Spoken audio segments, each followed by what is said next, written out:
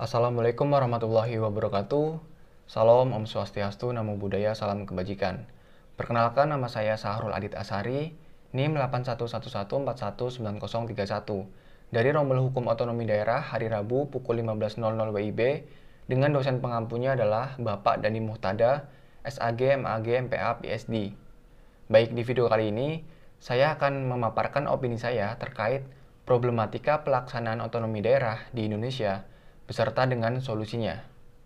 Bahwa di dalam pelaksanaan otonomi daerah, maka di dalamnya terdapat konsep good governance, yang mana merujuk pada suatu kondisi di mana instansi di sektor publik itu dikelola dengan cara yang sangat baik. Kemudian tujuan dari otonomi daerah salah satunya adalah untuk meningkatkan efektivitas dan efisiensi pemerintah. Salah satunya dalam hal ini adalah dalam hal pelayanan publiknya. Namun menurut saya, masih terdapat beberapa daerah otonom yang pelayanan publiknya itu masih belum optimal atau belum secara efektif dan efisien. Hal tersebut dikarenakan bahwa terdapat beberapa daerah otonom yang tingkat sumber daya aparaturnya itu masih rendah. Kemudian bahwa para penyelenggara pelayanan publik, khususnya itu di daerah kabupaten atau kota, itu masih ada yang belum mengimplementasikan prinsip akuntabilitas, sehingga kebijakan-kebijakan yang telah dibuat oleh pemerintah daerah yang seharusnya baik dan memiliki manfaat untuk masyarakat yang luas, akan tetapi karena kurangnya pertanggungjawaban dari mereka, maka kebijakan tersebut menjadi tidak efektif dan efisien. Saya ambil contoh saja di daerah saya sendiri, yaitu di daerah Kabupaten Pemalang, bahwa pemerintah Kabupaten Pemalang, khususnya dalam hal ini adalah Disduk Capilnya, di bulan Oktober 2020 yang lalu itu telah berupaya untuk meningkatkan administrasi pelayanan publiknya, yaitu dengan cara menciptakan atau membuat aplikasi yang bernama Lakone, layanan administrasi kependudukan online. Sehingga dari aplikasi tersebut, maka masyarakat Kabupaten Pemalang dalam mengurus dokumen-dokumen kependudukannya, seperti mengurus KK, akta kelahiran, atau pembuatan IKTP, itu dapat dilakukan dengan lebih cepat lagi atau dengan lebih mudah lagi karena dilakukan secara online dan mandiri. Akan tetapi, karena kurangnya atau tidak efektifnya dalam hal sosialisasi kepada masyarakat, kemudian pengguna dari aplikasi tersebut sampai sekarang ini masih sedikit.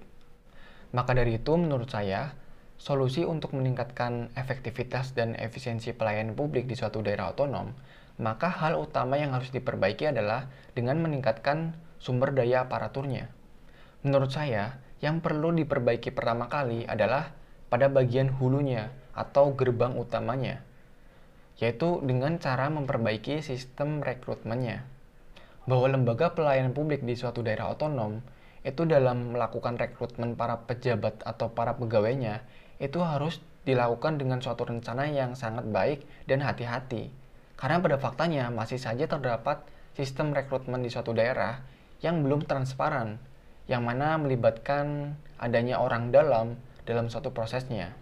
Sehingga dengan demikian, ketika proses rekrutmen para pejabat atau pegawainya itu dilakukan dengan cara yang sangat baik atau dengan cara yang transparan, maka akan menghasilkan juga SDM aparatur negara yang profesional atau yang berkualitas tinggi juga. Kemudian, para penyelenggara pelayanan publik dalam melaksanakan tugas dan fungsinya itu juga harus diawasi dengan sangat ketat, agar tidak menyimpang dari yang seharusnya. Pengawasan tidak hanya dari pemerintah daerah atau dari lembaga pengawas terkait lainnya, melainkan juga melibatkan dari sisi masyarakat sipil biasa. Pemerintah daerah di sini juga dapat membuat website atau aplikasi yang secara khusus yang mana digunakan untuk menampung pengaduan dari masyarakat, khususnya pengaduan terkait pelayanan publiknya. Sekiranya itu saja opini dari saya, kurang lebihnya mohon maaf.